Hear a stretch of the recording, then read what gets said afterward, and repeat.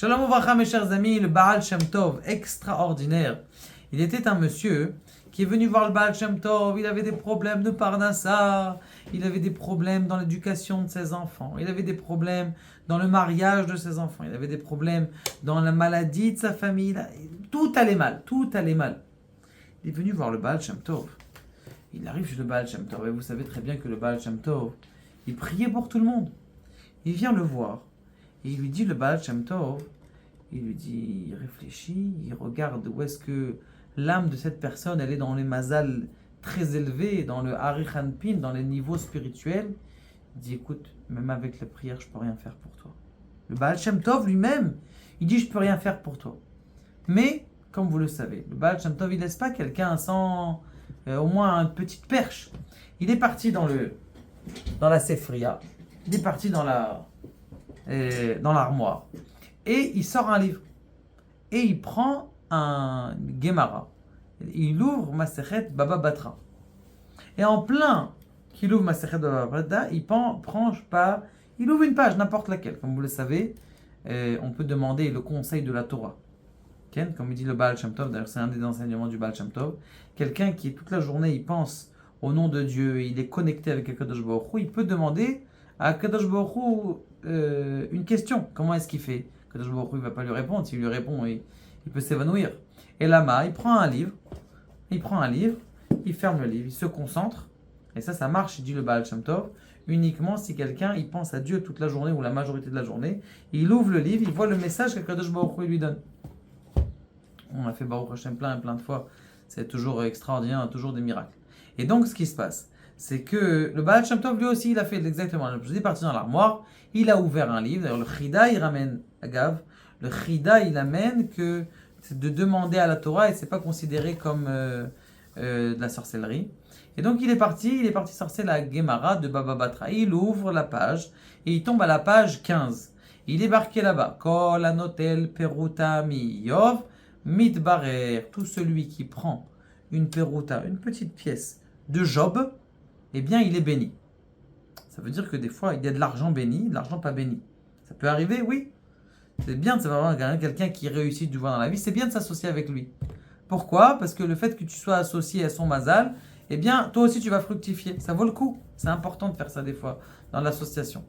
Donc, si tu vois quelqu'un qui a un bon mazal, ne va pas t'associer avec lui non plus. Parce que c'est possible que tu sois perdu ou assujetti à son mazal à cause de ça. Maintenant, ce qui se passe, il a dit, écoute, quand un tel prouta, les Ani, Job, il n'y a pas Job aujourd'hui. Il a dit, mais il y a des gens qui ressemblent à Job aujourd'hui.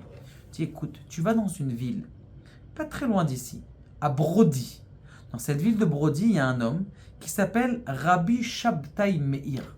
Cet homme-là, c'est un homme qui fait de la tzedaka, il fait énormément de bien, il a l'habitude de donner à tout le monde, aux enfants, aux grands, et il fait au maximum.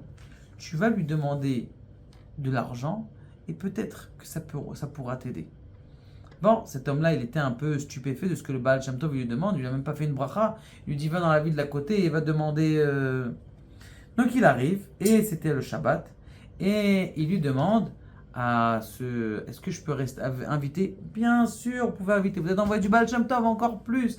Vous êtes invité, il passe Shabbat, il le ramage des tables extraordinaires, du bonheur, des chants, qui est Shomer Shabbat.